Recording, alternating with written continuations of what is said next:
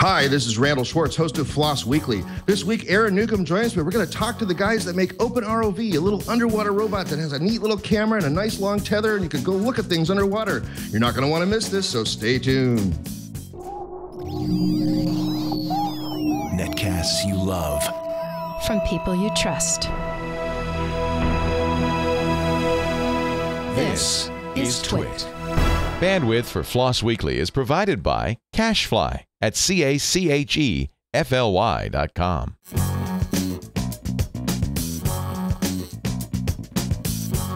This is Floss Weekly with Randal Schwartz and Aaron Newcomb, episode 226, recorded September 13th, 2012. Open ROV. It's time for Floss Weekly, the show about free, libre, open source software. I am your host, Randal Schwartz, Merlin at StoneEdge.com, bringing you each week, or as often as I can get to it, the movers, the shakers, the big projects, little projects, projects you might not have ever heard of, projects that maybe you work with every day. And this week is no exception. I also have a co-host this week, which also is a non-exception. Hey, Aaron, welcome back to the show. Aaron Newcomb. Hey, Randal. Good to be here. Cool. Hey, wow, that background's a little different. Are you somewhere unusual today? Back in the brick house, and we are in the what we call the living room set here. Very cozy, very casual, and we actually have our ghost. We have our ghost in house. It's a haunting show. Yeah, we have our guests in house today, so we thought we'd just sit down, keep it casual, and talk about today's project. Very good, very good. Well, it's a really good special show for today. We have, in fact, in-house, as you said, Bran, Soren, and Eric Stackpole, who are representing the Open ROV project, which is a way to bring... Oh, they're waving if you're watching the video. We'll get to you in a second, guys. But Open ROV, from what I can see over on the website here, which is actually pretty cool, they've got some nice videos and stuff, is little robots that go underwater. It's so cool. They do remote control. I guess they've got some sort of control system for it. We'll have to ask them how that all works. And there's this long tether behind it. I think that's if the batteries wear out, they can just tug it back to the ship, so it makes it easy to bring it on back. I know that's not what it's for, but we'll see anyway. So yeah, it looks like it's going to be pretty fun. What have you seen on it so far, Aaron? Well, I'm just excited because it's open hardware, open source. Actually met these guys down at Maker Faire, the Bay Area Maker Faire, and they had this little robot in a tub, and people were controlling it. It was going up and down. All the kids were screaming, and I thought, hey, that's pretty cool. I said, is by any chance, it's Open ROV, is by any chance any of this open source as well? And they said, yeah, it's open source and open hardware. And I said, well, we got to get you on the show. So let's go ahead and let the guys talk about it then. Eric Stackpole, welcome to the show. Oh, thank you very much. This is a really cool place you've got here. Yeah, it is pretty fancy though. Lots of good technology, lots of good fun stuff. And let's also welcome Bran Soren to the show. Welcome, Bran. Hello. It's great to be here. Fast. Okay. A man of few words. That's great. That's great.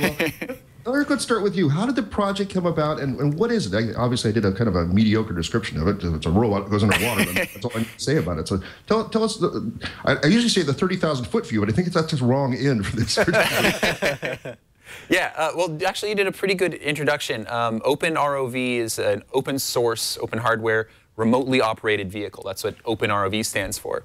And basically, it's a robotic submarine that's about the size of a shoebox. I can show it to you later. And it's got a camera on board. And the camera sends a live video stream up to the surface. And you can look at your computer screen and see what it's seeing and drive it around just like playing a video game, except for it's a real life. Instead of flipping bits, you could be flipping rocks.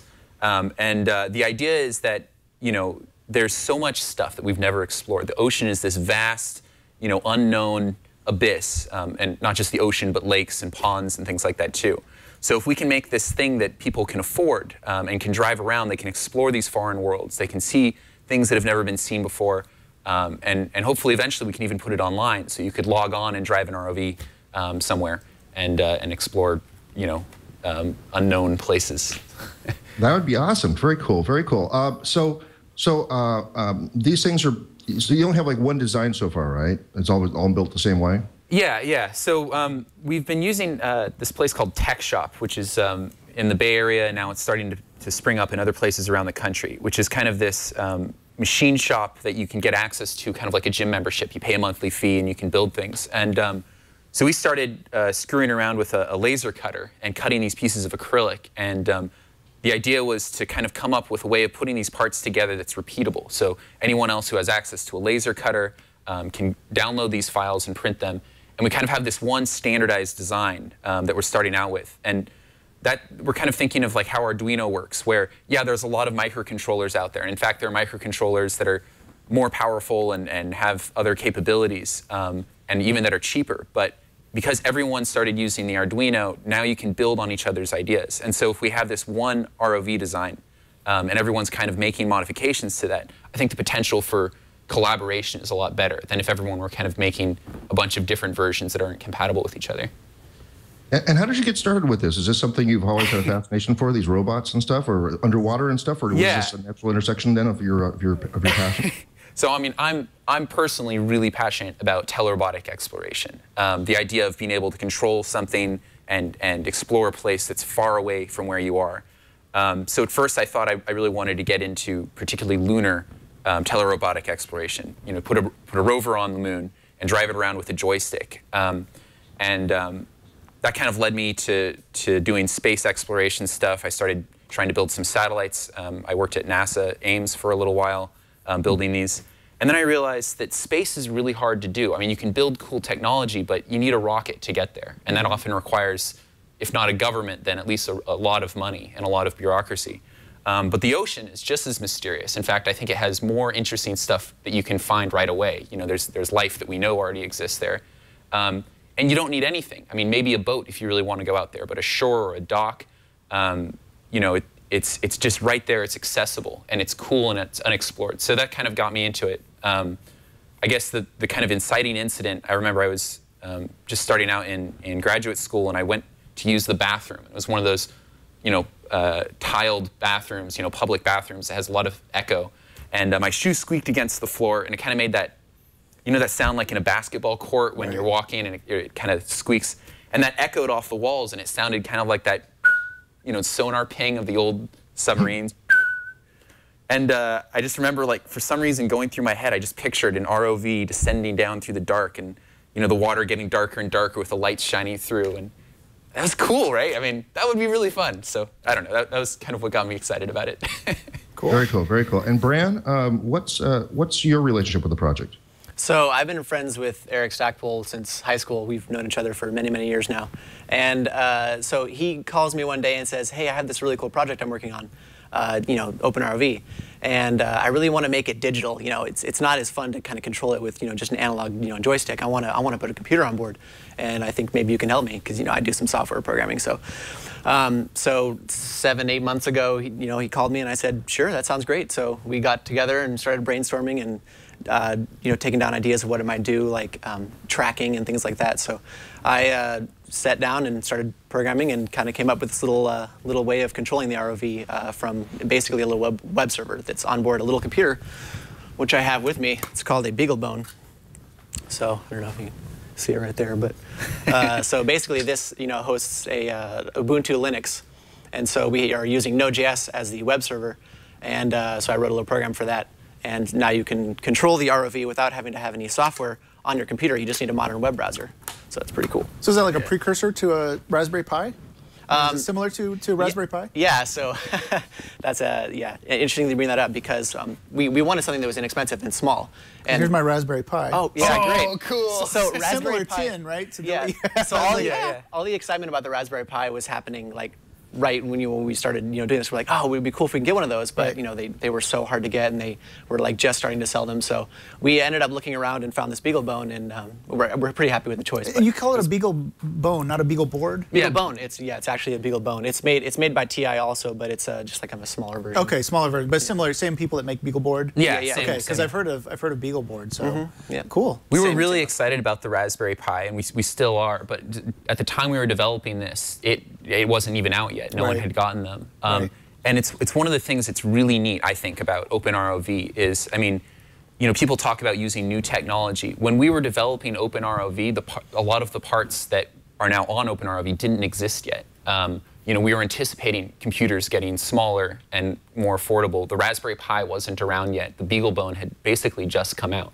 So, yeah, I mean, it was neat. Like, something comes out and we're like, oh, we can use that. Let's get the first version. Right. Well, that's really what open hardware is all about, right? I mean, you can't do that kind of stuff with closed hardware, right? I mean, with closed hardware, and maybe you can talk about if you looked into this or not, because I mean, I know that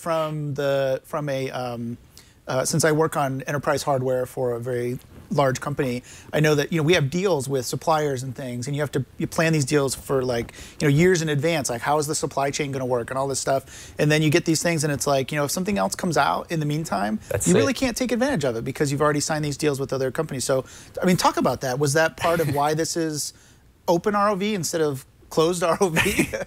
Yeah, I mean, so there are a lot of reasons that it's open. I mean, the biggest, most broad one is just I think that's better for the world, right? But everyone's familiar with open source, and I think open hardware it's kind of a lesser known thing, but I think it has much greater potential. This could be huge, and some of the aspects I see about that are like for open source software. I guess it's helpful because a lot of people can contribute to the programming. They can spend their time programming. That's the same with open hardware, but also with open hardware, a lot of the problems with developing that kind of stuff are cost, right? You have to, if you want to build a bunch of prototypes, you have to buy all the parts for all those prototypes, and you have to make mistakes and then buy the new parts. If I release Open ROV as an open hardware project, then suddenly I can come up with a design and 20 other people will build it. 20 times the cost, and each of them will probably have an idea of how they think they can make it a little bit better. So they try a new camera or a new computer. So you have this rapid kind of iteration. It's not even iteration; it's happening in parallel of different approaches where the survival of the fittest kind of applies. And then additionally, you have different testing environments. You have someone who lives way up in the north, and they're testing it in a very cold environment, or you have someone that lives in a very salty, near a very salty lake, and they can test it in that environment. You have people who are at different skill levels. So you have an amateur trying to build it and seeing what problems they have. You have someone who's a really good machinist who's coming up with clever ways to put it together. So the potential there is huge, really huge. And then, yeah, I mean, just as far as being open in general, there's a really cool aspect of it, which is something I've experienced recently. We can have some sort of a technical issue that we're trying to figure out, and maybe I can't get any sleep because it's going through my mind. It's keeping me up. How are we going to solve this? As a ditch effort, as I'm dozing off, I'll put something on my phone. I'll just send a message to Open ROV onto the forums and say, hey, we're having this trouble. By the time I wake up, that question has already gone across Europe, and 3 or 4 experts who are interested in this subject have already answered what they think might be a solution. And within 24 hours, it's gone across the United States. And so in less than a day, I can have 5 or 6 really good solutions to a problem. And if this was a closed project, that just wouldn't happen. I could hire someone and they'd get back to me in a few weeks. Right.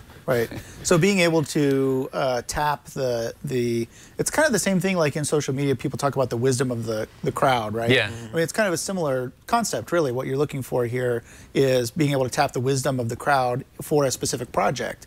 And there's really no way to do that with closed architectures. Yeah, absolutely. And Open ROV already has more than 1,000 people across 50 countries. We're growing really quickly, and these ROVs are already being built just based on the plans in a lot of different places. So very rapidly, a lot of people are kind of becoming experts and people who can really contribute valid data. What about educational uses? I mean, are you guys? Have you had a lot of interest from educational communities around this as well? Oh yeah, certainly. Yeah, there's so much cool stuff that this can do for education, and a lot of people have approached us, but also we've been kind of brainstorming ways that we think it can help out the most. Number one, I mean, I think about when I was a kid and what stuff would really excite me. People can tell you about a coral reef, but if you can log on to an ROV over the internet and drive it around, and you can see that little hermit crab and all that, I think that has a lot of just kind of understanding ability, the ability to give people understanding about what a place is really like. And then building the ROV, I mean, the whole thing can be built in about a weekend or maybe a week. And so I think people putting these things together and asking questions, why does this fit, in a certain way? So learning about how to build things and how to engineer things, learning by doing. There's a lot of potential there, and I think it's going to get really exciting once people can collaborate over the internet.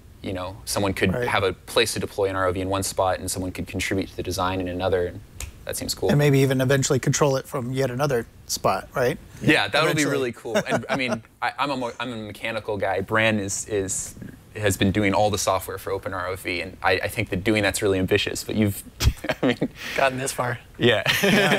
Well, that's a big part of it. I mean, let's not wait anymore. I know people are really interested to see it. So you've actually brought a unit with you that this is like a prototype or a. Actually, you can show it. Yeah, sure. Like I said, this is something that you guys actually had like in a big tub at Maker Faire, and you actually had controllers, and people were controlling them and making them go up and down and swim all around and stuff. Yeah. And people were really loving it. So explain what we're looking at. Yeah. Here. So let me show you kind of the basics of how it is. So let's see. In this front little bit is a camera. And you can kind of see the circular lens for that. That's just a USB web camera. And these two white things on either side are lights. They're 87 lumen LED lights that are really bright.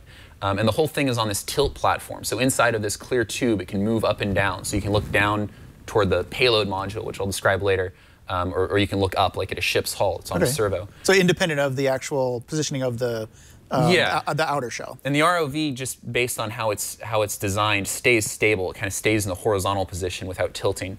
So yeah, being able to look down and up is really valuable, especially if you're ascending or descending. Right. And then in the back, you can kind of see the corner of this. This is that BeagleBone computer. It's a little computer that runs Linux, and it can host a web server. And then in the back, this is kind of a prototype one. So we've got a lot of kind of junk wires that are just hanging loose. This is what attaches to the tether. And you can kind of see them. They're black. They're these thrusters. And these spin and move the ROV forward and backward or left and right and let it turn. And on the top, there's another fan, another propeller, and that allows the ROV to move up and down. It's neutrally buoyant, so where you put it in the water, it just kind of stays at that level.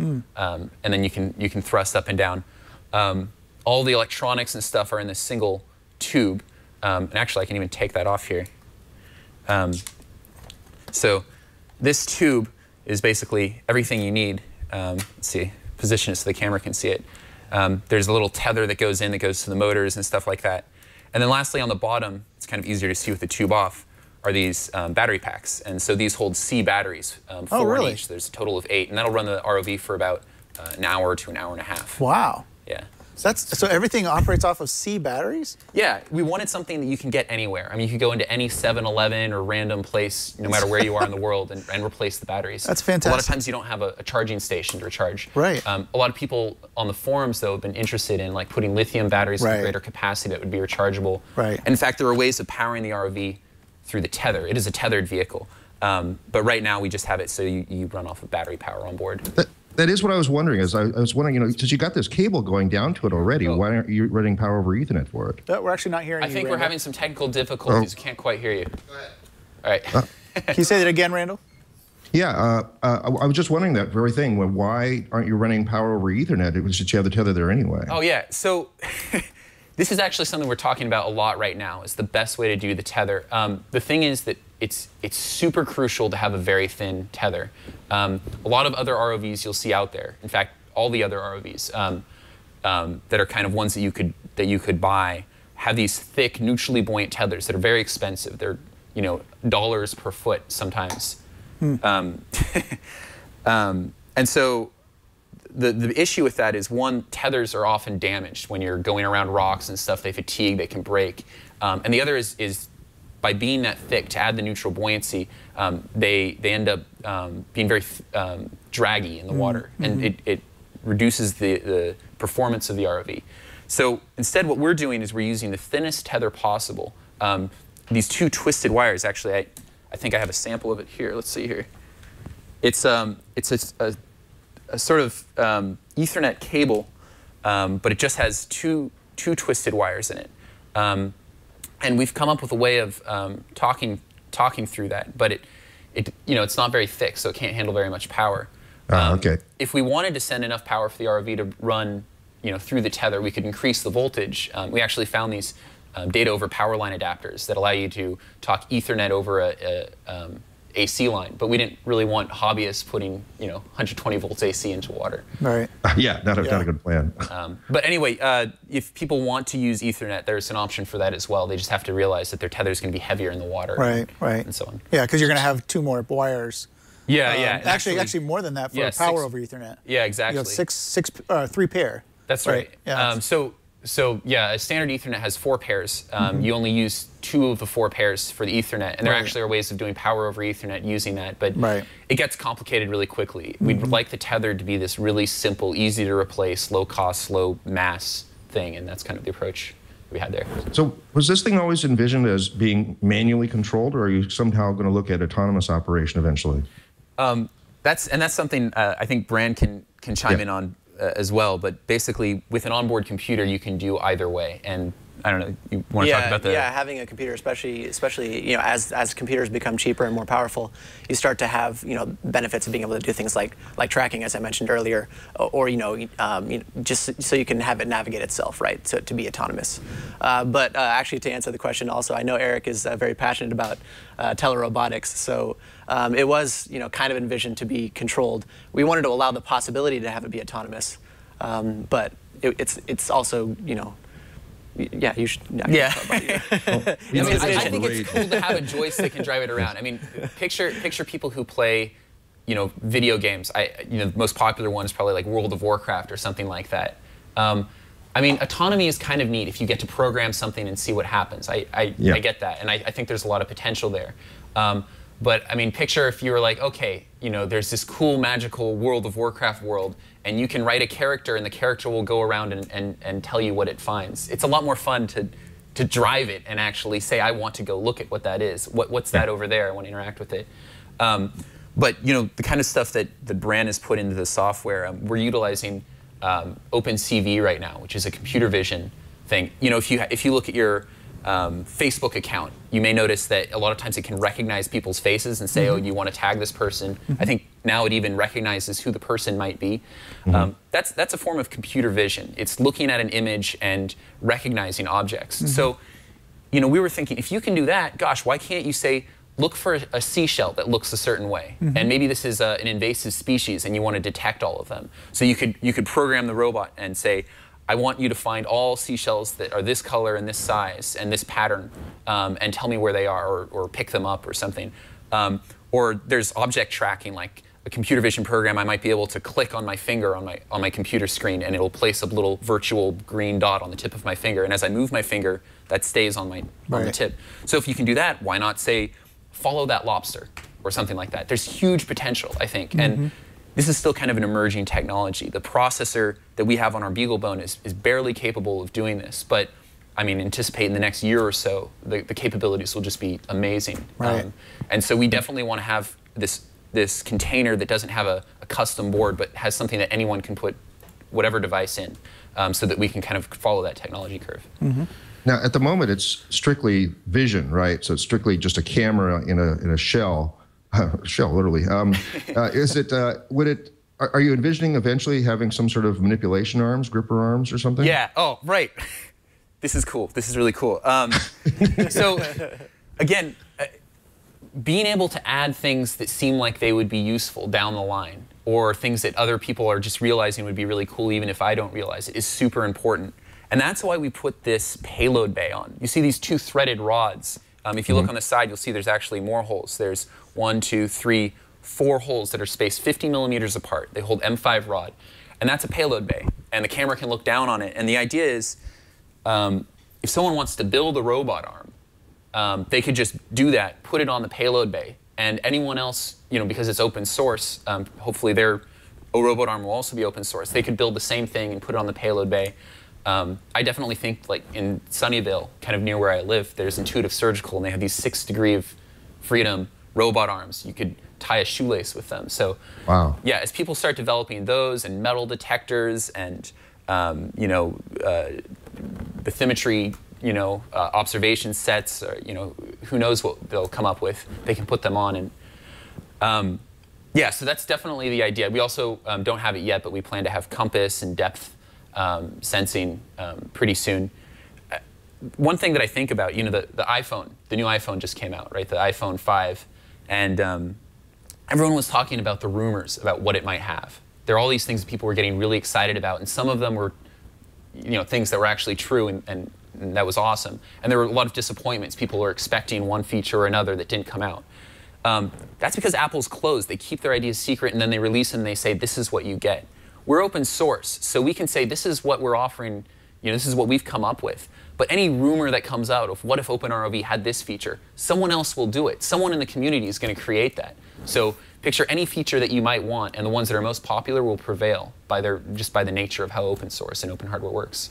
What about turning this into as more of those options become available, what about turning it into, it's already in a kit, but like, you know, modules like, oh, you want to have gripper arms. Okay, well then, you know, like, can people order this online and just order the parts and put it together with various options, or is that, or do they just look at the plan and then find their favorite electronics store and buy the parts there? Yeah.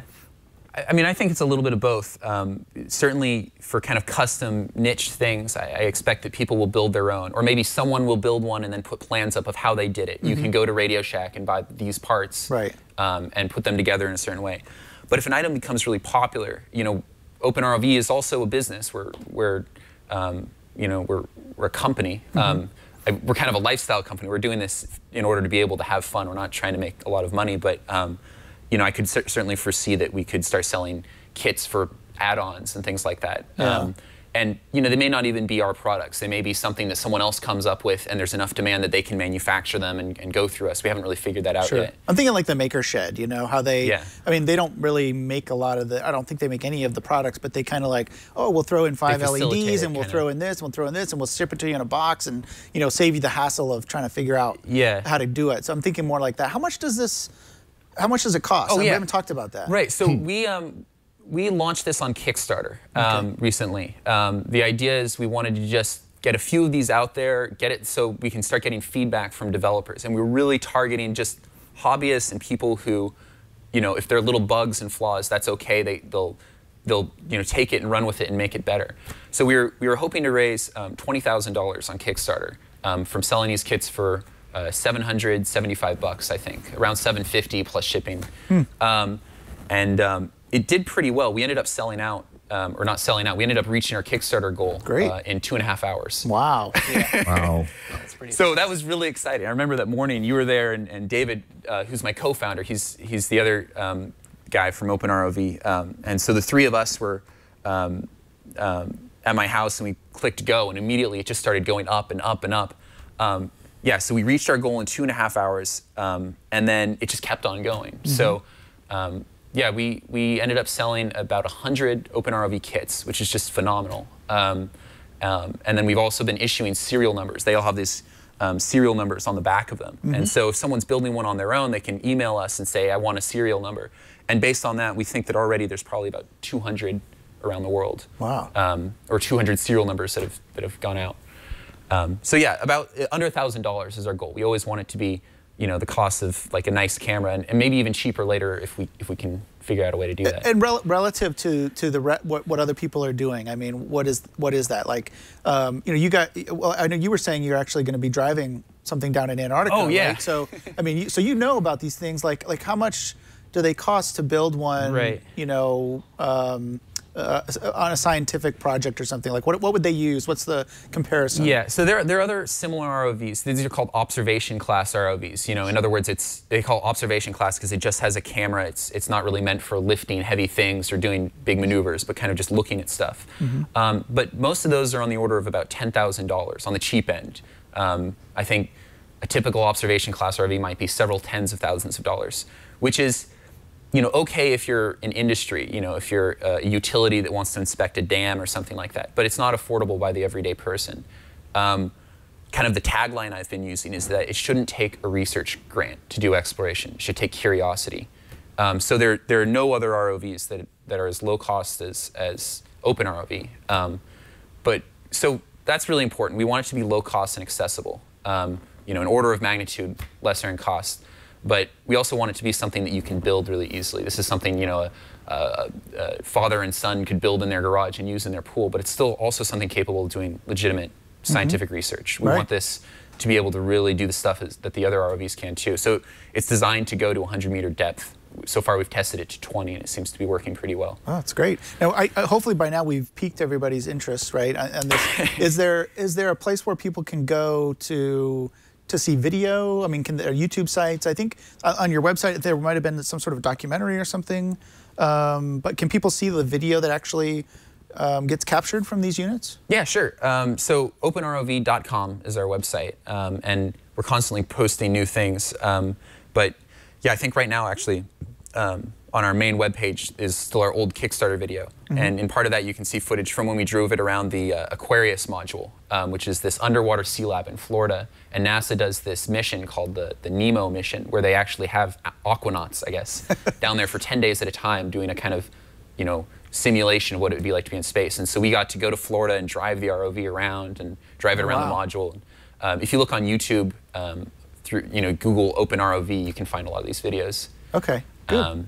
Yeah, so that's really cool. There's some great footage. Actually, we had a GoPro camera attached to the top of the ROV, and so most of the footage is from that. Oh, okay. So is that different than, is the camera that's in the ROV not able to yeah, actually, the time that we went to Florida, we weren't streaming live video up. Okay. That was kind of early on, and we're still developing things. Yeah, the new camera that we have, this webcam, is also wide angle. But of course, a GoPro or a really fancy camera like that is going to record extremely good video. Right, and it's also going to raise the price.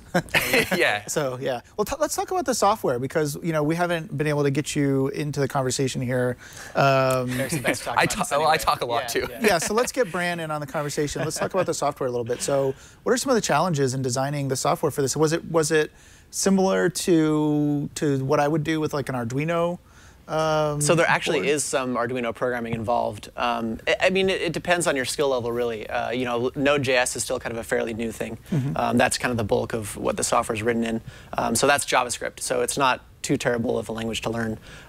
Everything else is basically C++. So there is an Arduino on board that we programmed to actually do the, control the thrusters and the hardware aspects of it. And then there's also another small process. It's the camera capture process, where it actually takes the photo and then sends it to the node process. Sorry, I'm trying not to get too technical, but anyway, that's written in C++ technical audience, as well. so it's okay. Oh, okay, cool. Indulge. This is the one show where it's like, yeah, whatever, man. Technical stuff is great. So yeah, go ahead, geek out, guys. That's right. All right, okay, cool. It's really cool. So. And then there's this other thing called WebSockets. It's kind of new. So that's what actually handles the connection between the client side and the server side. So that's how we're able to pass commands from the browser down to the ROV, and how we're able to send video back up to the client from the ROV. So what does user interface actually look like? Are you hitting buttons on a web page or something? It's all still in development as well. We actually started with the user interface, and we're not quite up to that yet. Basically, we're still prototyping and just getting the software to work in the first place. So it's basically just a little image tag, and you could just see the video. We have keyboard control, so up, down arrows on your keyboard. We're also trying to implement using like a PlayStation 3 controller, an Xbox controller, using Gamepad API, which is new to Firefox, really, really new modern browsers. I think like some of the, like not even released yet ones. So Gamepad API is what we're using for that. But yeah, so the interface still needs a lot of work. And actually, we have a bunch of people, well, several people, working all over the world on the interface right now. So if you go to our website, openrov.com, you can kind of contribute to some of that development and help out. Cool. All this source code and stuff is on GitHub, so you can download it and try it out. Right. So I just want to clarify something that you were just saying. It's just starting to register in my head. Is that this is really all going through a web interface? Yeah. So that's why you need this Gamepad API. It's all going through a browser. It's not. Right. So why did you do it that way? Well, the main reason is because we wanted to make these ROVs be able to be used online. So it's kind of an easy transition if it's already kind of online in a way, right? Right. But also, I mentioned this before, the aspect of not having to have software on your computer, right? You can just grab any laptop that has, Ethernet right now, and then just start using it. If your laptop breaks or gets wet or whatever, grab another laptop, log in, and you're good to go. You don't have to install drivers or anything. You can just start controlling the ROV. Right. Awesome. Forward thinking. I love it. I love it. Because I know if I started to do something like that, I would be like, okay, serial connection, right? Like this is how I'm going to do it. So I love the forward thinking there. There was something else I was going to ask you.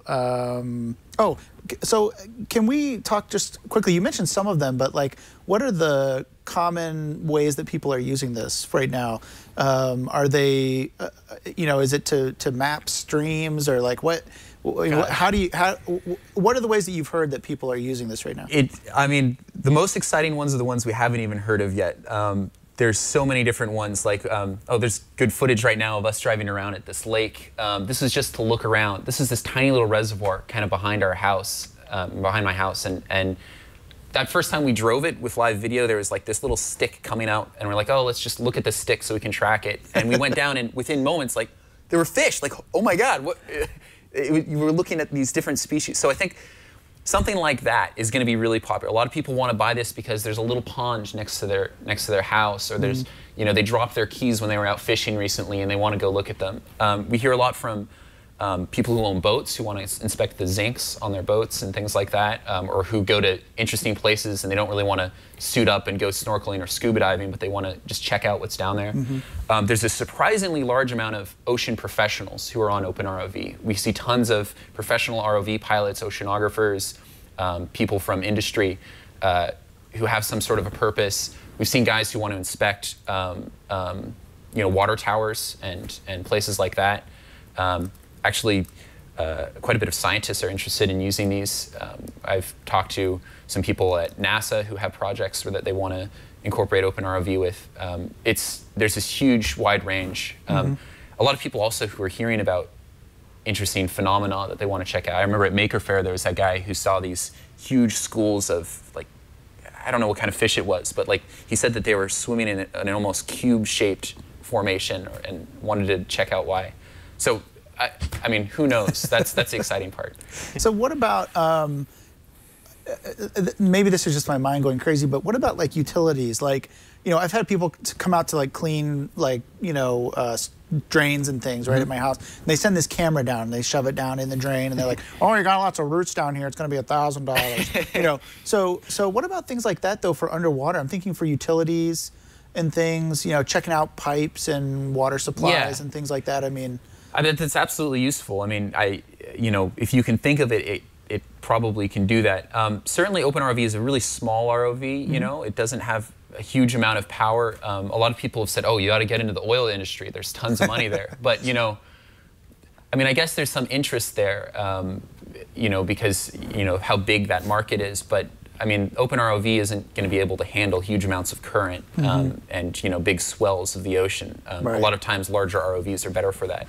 But yeah, certainly utilities.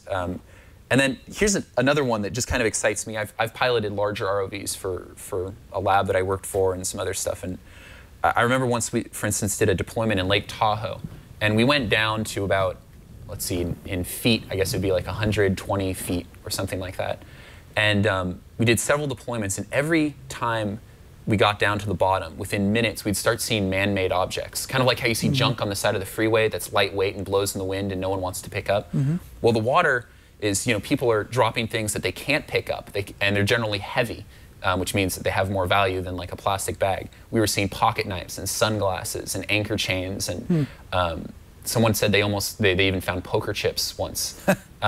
So I think you could make a killing if you just had these and went to popular places where people boat and just drove it around with a little hook. You know, you could add a little chemical gas thing that would inflate a balloon and lift things to the surface, or attach a lead line.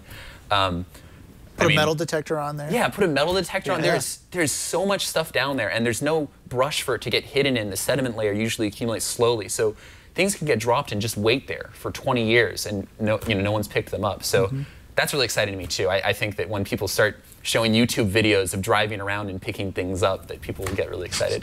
Yeah. Will this ever be wireless?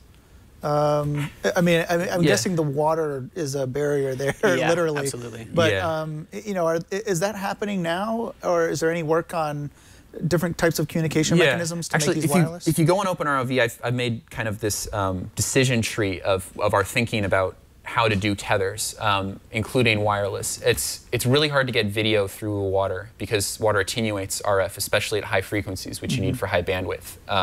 If you were to use a really, really low frequency, you could probably command the ROV, but you couldn't get video back. People have also talked about acoustic modems or light and stuff, and I mean, we kind of have to keep focused on one thing and do that well, but certainly with this large community we have out there, and a lot of people who are brilliant, I mean, people who are PhDs in underwater communications, I think will end up contributing things ultimately down the line. Another great advantage of open hardware. Yeah. So one of the reasons I think you said that a tether had to be lightweight is because obviously the ROV is pulling it along and it doesn't have that much thrust. I was wondering, have you looked at unreeling the tether behind you as you go forward, like having a little reel on that? Yeah, the first reel mission that I actually, the design of the ROV was largely influenced by this first mission I wanted to do, which was to explore this underwater cave in Northern California that no one had ever completely explored. And actually there's rumors that in the 1800s there was a gold robbery, and these thieves threw the gold down this water-filled pit, not knowing how deep it was, and no one's ever been able to recover it. So, story true or not, we don't care. That was a good kind of impetus to go there. And so I was thinking that if we had this very, very thin, single twisted pair wire, that we could actually spool it out from the RV, like a spider spinning a web. And certainly, yeah, that's a great idea. It's yet to be developed, a good way to unspool it so it doesn't get tangled, maybe like the way that Ethernet that comes in boxes is spooled up. But yeah, then you don't have the accumulating drag effect and so on. So how long can the tether go now, since you do have to drag it behind your craft? We've been having a lot of trouble with it. We'd like it to be able to do 100 meters. And right now we have these little, they're hybrids. They're these things that adapt Ethernet to a single twisted pair. And those limit communication to about 60 meters. Everything on OpenROV, by the way, is in metric. We just like the metric system better. I think we should push that, at least the open source, open hardware movement, maybe start using that standard. Like everybody else. Yeah, it's a good way to go, right? It's the right way. So we'll start from open hardware. Well, international projects, I mean, that's reason enough alone to actually. Yeah, actually, some of our greatest contributors are in Europe. Anyway, but yeah, sorry. So anyway, yeah, about 60 meters, or around 200 feet is probably about the length that we can go now. I think that'll improve, and we'll get to that 100 meters very quickly, especially when other people start contributing. Somebody in the chat room suggesting fiber optic tether. Yes, I was just going to ask that. Yeah. That's a great idea. We've looked at fiber optic. It's great because it's neutrally buoyant and it's really high bandwidth, and it can be made very thin. The problems with it, though, are that one, converting the fiber optic back to something that you can understand with a microcontroller like Ethernet or USB is non-trivial. They do sell devices, but they're large or they're expensive. And then the other thing is fiber optic is very fragile and it's harder to get. As a general philosophy, we've been trying to use electronics on board the ROV to make it so you can use the cheapest tether possible. We don't want to have a custom one. So we're not really pursuing it that much, but that doesn't mean that no one else can. Someone else I see just commented no power. That's another great point. Right now, we're not sending power down the existing tether we have, but later on we could. If it was fiber optic, that wouldn't really be an option. So, yeah, and they're batteries anyway. All these are really great ideas. The other thing is, with a thin tether, even if we can't pump enough power down to sustain the ROV, at full running, if you have rechargeable batteries, you can kind of trickle charge them. So as long as you get the average amount of power consumption down the line, then that works. Anyway, yeah, we can see the chat. So these are great. What's happening now is what we're hoping will happen in a larger scale on OpenROV. I mean, there are people out there that are really smart. I think people generally kind of, they don't have much faith in what they call the general public. They say, oh, the average person isn't going to be able to contribute. But there are really smart people out there. The people who are talking right now know their stuff, or they have ideas, or maybe they have an idea that's crazy and would be shot down by a lot of, upstanding engineers. But if they go out and try it and do it, the proof is in the pudding. I have huge faith in the community. So you guys who are commenting now, we need you. Join OpenROV. Yeah. Great. Now, you guys, how are you guys making a living? I mean, do you have other jobs, or I mean, how is this possible? No, I mean, I'm in debt right now. My credit card's maxed out and I have no money in my account. I've put it all into OpenROV, but this is if I never had to worry about money, if I was a millionaire, this is what I'd be doing for fun anyway. Bran, heck, you're looking for a job. If anyone's hiring excellent programmers, we're both, looking to find other ways of funding this so we can do it on our own. Ultimately, it would be really cool if we made enough that we could do this as what we do. I mean, this is a cool life. We're going to these crazy places, exploring things with ROVs. That would be really awesome. Well, that's always a good way for people to get involved who maybe aren't interested in running their own, right? They can make a donation, I'm assuming, somehow, and support the work, even if it's not even if they don't want to actually make one and drive one themselves. Right? Yeah. Right. And I mean, we did make some money from Kickstarter. Our margins are very small, and especially because we're just starting out, and already we've made some mistakes, and I'm sure we'll make more that will cost more of that margin, right? Like shipping will be more expensive than we expected. So we're expecting to get a little bit from Kickstarter that we can, pay ourselves with a little bit, at least to, get some top ramen. But then also, like, I have this other project I'm working on right now, which is called Skinny, S-C-I-N-I. It's this other ROV that we're going to deploy down in Antarctica. And so I've been doing that kind of as a part-time job as a consultant, and I can make a little bit of money that way.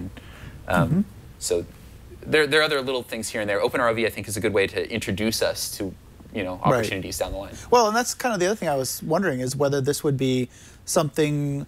A lot of people do this duality approach where, for example, with this, you have Open ROV, and then you have maybe something larger, more fancy. You take all the learning that you get in Open ROV and make something that you can sell to the gas and oil companies, right? That, that's where you make your money, so to speak. But this is your passion, and this is what drives you and stuff like that. I mean, I wonder if that's maybe an approach that you could take down the road if this, becomes something that people are really interested in. I think so. I mean, we really want to make sure that we're always getting directly what we want out of Open ROV. That thing I mentioned earlier, I have a bunch of roommates who, a lot of them have been very successful in Silicon Valley and stuff. And I remember in the kitchen once asking around, I said, if you never had to worry about money, what would you do? What would you spend your time doing? And a majority of them said they'd be doing basically what they were doing now.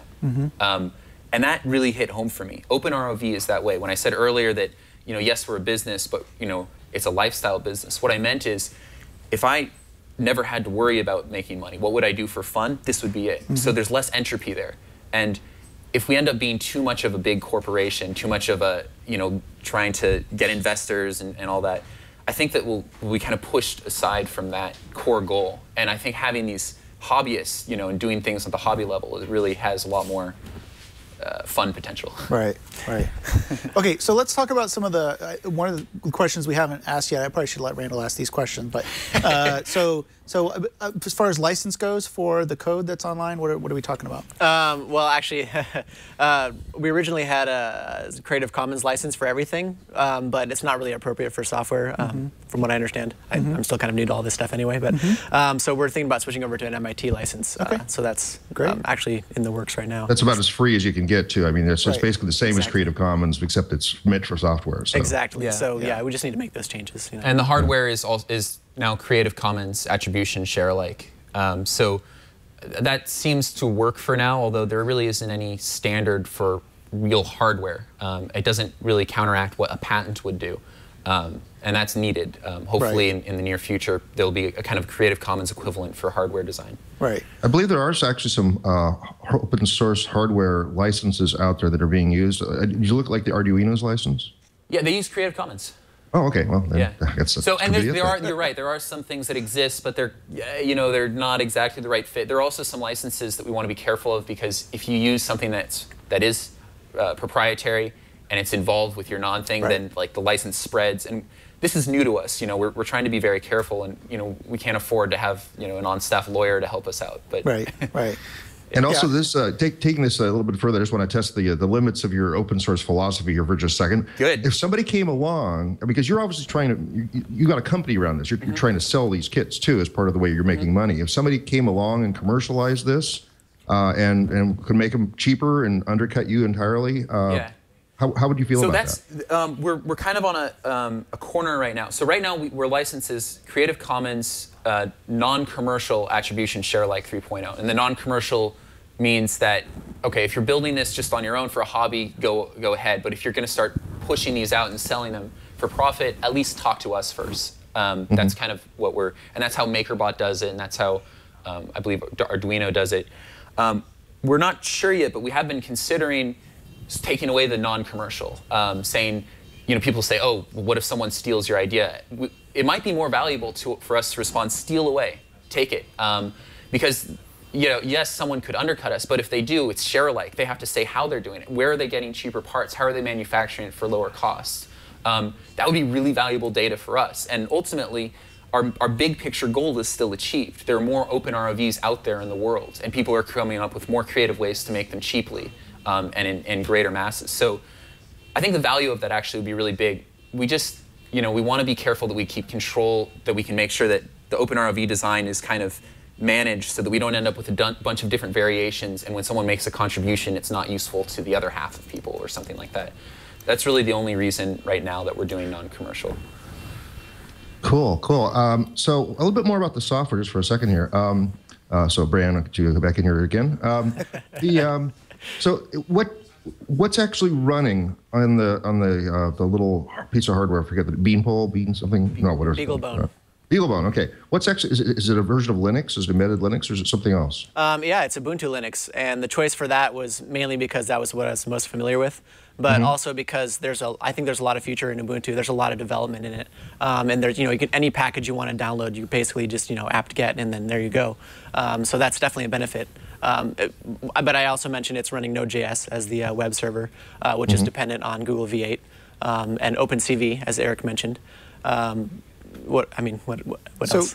So I've got a question then based on this. What about, because we talked about Raspberry Pi too. Yeah. I mean, is there things to be learned? Because obviously Raspberry Pi has a few Debian-based, which Ubuntu is also Debian-based. So Raspberry Pi has a couple different Debian variations, slimmed down Debian variations that you can use. Wouldn't that be more better? More better. Wouldn't that be faster, better to use? Right. Yeah, faster and a lot less stuff preloaded. Ubuntu has a lot of stuff that they try to be a community or like a everyman's version of Linux, right? So they load a lot of stuff in there automatically. So wouldn't something stripped down be better? Yeah. And I guess I should have mentioned this also. We're not dependent on Ubuntu. You can use any Linux you want as long as you can install OpenCV and Node.js. If you can figure out how to do that, right, then you can use any version of Linux. elinux.org is the site that we use, and they have Fedora, they have Debian, they have Ubuntu, they have Angstrom, which is actually the one that comes with the BeagleBone. We moved away from that because we were having a little bit of trouble with development earlier on. But yeah, so that's not a strict dependency, right? Oh, okay, good. Good to know. Yeah. Yeah. Well, I want one of these already. Everything that's cool that comes on this show, I want one of already anyway. But this is cool. I'm actually afraid of the water. So part of this is like don't have to learn to scuba. I could just send this thing down there and have it move things around and look at things. So this would be really, really awesomely cool. Is there anything, we're almost out of time, I just want to let you know that. Is there anything that we haven't covered that you want to make sure our audience is aware of about this project? We're really looking for people who have ideas, whether they're crazy ideas or not, to contribute. Open ROV is all about the community. So definitely a plug. We really hope you log on to openrov.com, join the forums, chime in. We want that community to be as active as possible. And if people want an ROV in the future, Kickstarter's already closed, but we're hoping that in another few months we might be able to launch another thing where perhaps we make more of them available in a batch. We're still kind of figuring that out, but kind of stay posted, I guess, if you're interested. But there is a place where you can write your email address down if you're interested in getting a kit in the future, and when they become available again, we'll let you know. Oh, so wait, you effectively pre-sold 200 of these already. Or what's the manufacturing process going to be like for that? Is that you guys in a shed somewhere? Me and Bran and David are going to be at Tech Shop just pumping these things out. Wow. We've already got a bunch of them laser cut. We've just been going in and working on that. But we can't afford to hire a staff. We're not that big yet, so we're in there every day, cutting pieces and counting nuts and bolts and putting them in boxes. And a good part of it is, 100 of those are actually kits. So we just have to kind of laser cut the parts and then just put them together. The users will actually be building them themselves. Right. So that takes a little bit of stress off us, especially since our deadline is supposed to be the end of this month. So. Yeah, and I'm leaving Antarctica in October. Yeah. Does that plastic have an odor when it's cut? And are you now sick of that? It does. Yeah. No. When I start seeing things, that I know it's time to take a breath of fresh air. Brand, any last words from you? No, he covered everything. I think we got a lot done here. This is great. Okay. Good. Then I have to ask my required two questions, which if you've seen the show before, you know what's coming up. Eric, you first. Favorite text editor? Favorite text editor? No. Bran will. MS Paint. for text. I do everything with MS Paint. It's the greatest thing ever. I'm going to stick with that. Oh, and scripting language. Favorite scripting language. If you do He's not really a scripting. I'm a programmer. mechanical engineer, man. Bran, can you recommend one to me? Python. whatever- We go with Python. OpenROV goes with Python. That's a fun. Yeah, scripting there we language. go. Whatever Bran recommends, I trust him. He knows his stuff. All right, how about you? And I use Vi for OpenROV development just because we have to SSH into the ROV and Makes Let's sense. just stab me from all different directions here. Okay, that's great. You guys are doing a great job, but you have a bad, poor choice in tools. I also use Sublime Text when I'm on my Mac. So Hey, actually, we had a question from the chat room, and I just skipped past it. So we got one last question in here that's actually about the Open ROV. Somebody asked about using MakerBot to print some of the parts. Are there parts in there that could be printed with this, and would that plastic be suitable for using this in Open ROV? I love the idea of using a MakerBot because they're open source and open hardware, so there's this kind of family thing. Open ROV has a lot of these parts that are really kind of flat and they fit together, and so that's not really appropriate for what MakerBot does. The other thing is that I think a lot of times when you have these kind of accumulating plastic manufacturing methods, they may fall apart in the kind of environments we're going in. So I don't know, payload modules I think would be a great fit for that, and if someone wants to screw around and see what happens, then that would be good too. Nothing yet from us though that way. Very good. Well, I think that's the last question. At least if we have any more, we'll bring it back on another show. And next time you got to bring an aquarium so you can see it actually move around. We're going to be at the World Maker Fair in New York later this month, so if anyone's in the New York area, they should check us out. Oh, good. Great. So Eric Stackpole and Bran Soren, well, thanks for coming on the show, and thanks for telling me about your story. yeah, Thank you. Very good. So Aaron, what'd you think? Well, I'm going to be excited about this, right? Because this is what I live for. This is what I do in my spare time at home.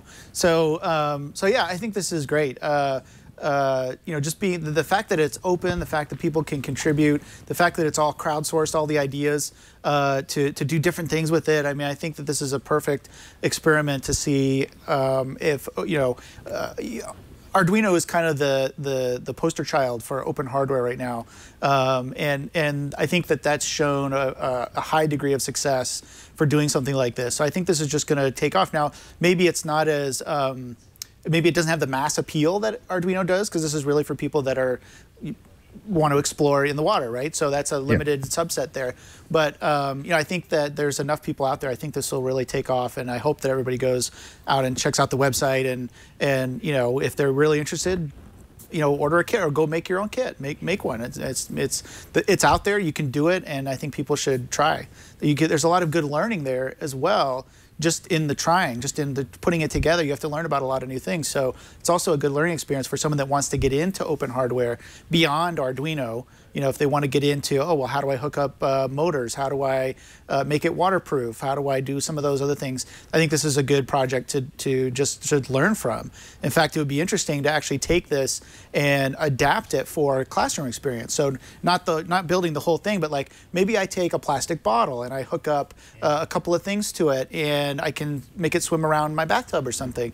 I think it would be a really cool experiment for little kids, like I said, either in the classroom or at home, maybe a summer camp, to build something like this. I think it would be great, and obviously it's appealing. I can tell you based on the number of kids that were playing with it at Maker Faire, Bay Area Maker Faire, I mean, it's obviously appealing to kids. It's a lot of fun, so I think it'd be a great educational tool. Well, there's something about driving something, I think. I remember the first time I was in a motorized vehicle. I was on a motorbike. It was amazing that I didn't have to pedal to make it go forward. I just turned the handle and it moved forward. And ever since then, it's like, remote control things, like remote control cars and little planes and stuff like that. That's all a lot of fun. And it's nice that this is also not just about fun, although that's obviously a strong element of that, but that there actually are practical applications. We can use it to go and look at ocean floors and sea floors and inspect things with it and stuff. So it's not just something to be fun, but it's actually got some practical value. So, and I do want one, but I don't know where I'd keep it these days. I'm not around water that often. On my cruises, I could have it floating along. Oh, there you go. It's zipping along the bottom of the ship as that we're going along. You should suggest that. That could be a feature, right? Like, you could have like a feed from the ROV up to web browsers, so people can just log onto a web page and see like, what's going on this, while we're docked in this port, what's going on under the whatever, that might be kind of Somehow cool. they think think they'd be a bit discouraged. But, what are you doing sending ROVs down around our port? They're all controlled, you know, they're all security and stuff. They'll be freaking out about all that stuff. Well, it's just great. It was a lot of fun. I was really glad that these guys could also come into the Brick House and actually be with us in person. Really odd that I'm the only one Skyping in today, so that was really crazy. Speaking of upcoming shows, that was my awkward transition for the day. We haven't got too many more new people on the list yet. I'm still sending out mail, waiting for people to respond and pick dates and stuff like that. But we do have a few shows already still scheduled. We have Jaspersoft, which is a business intelligence software. They're coming in, I think, next week or the week after. Must be next week, because I think they're all booked solid for a while. KVM, the virtualization software that's being used, developed by now Red Hat's actually sort of managing that, but it's basically the power behind the cloud, making it so we have virtual machines everywhere. HPCC Systems, which is high performance computing, so we get teraflops and all sorts of things out of that. The chatbot, which is a Jabber-based chatbot that has intelligent responses to being sent commands and stuff like that. Just added to the list, we have Poodle, which is probably the cutest name we have of any project we've had on for a while. Poodle is an online translation management tool, translation interface. So if you have to internationalize your software, apparently this makes it a lot easier to work with people all over the world to do their part of the stuff on that. So that's going to be pretty interesting as well. It's all open source software, of course. Lots of email flying around again, trying to book all the rest of Q4. You can follow the progress I make on that by going to twit.tv/floss. There's a spreadsheet linked from there that talks about all the upcoming guests and the exact dates that we're going to be on the show.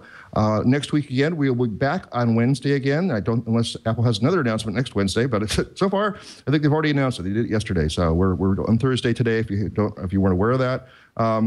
Wednesdays at 8:30 Pacific time. That's when we tape. We do have a live chat room. We got a number of questions from the chat room today, so that was a lot of fun having people ask us questions that we can ask the guests of. You can follow us on Floss Weekly on Google+, on @FlossWeekly on Twitter and Identica. And you can also follow me and all the places I'm doing and being things at Merlin, MERLYN. I'm also much more prolific on Google+. I've got about 4 or 5 postings a day there, sometimes pretty interesting things. I'll be in New Orleans. My next trip out is a New Orleans planning retreat from September 28th to October 5th. So if you're in the New Orleans area, watch for my tweets or just tweet me at Merlin and I'll notice it right away. And we could hook up there as well. Aaron, that's all my pluggings. What do you have to plug today? So basically, if you want to follow me, you should follow me on Google+. I'm also on Facebook and Twitter, pretty much at Aaron Newcomb on all of those things. But the best place to have a conversation with me, actually interact, is on Google+, where I talked about my new favorite thing since yesterday, this little mini keyboard, which I got on Amazon for $23. If you go on Google+, there's a link where you can actually order one. A couple of people have already ordered one. So yeah, I would definitely follow me on Google+, where I talk about this kind of stuff that I'm doing with the Raspberry Pi or any other projects that I happen to be working on at the moment. That is definitely the best place to interact with me. Also, since I'm not sure I'll be on before that, if you are heading to Oracle Open World, I do work for Oracle. I'll be at Oracle Open World. I'll actually be giving a session and in the demo ground. So if you happen to be at Oracle Open World, and there's a lot of people that cross over between enterprise and open source and all this stuff, please look me up. Come find me and talk to me if you're a fan of the show or if you just want to say hi or whatever. Please don't hesitate to look me up or find me and come to my session, hang out afterwards. I'd love to have a drink with anybody if they're in town. I know a lot of people, it's like 40,000, 50,000 people in town for Open World. So there's a good chance that somebody listening to the show is going to be there. So definitely come say hi. Very good. And Aaron, thanks again for getting up as early as you had to come into the Brick House, as early as it is. Yeah, it is very early, but it's worth it. It's worth every moment of lost sleep. All right, very good, very good. And I hear the music coming up in the background, so we'll see you all again next week on Floss Weekly.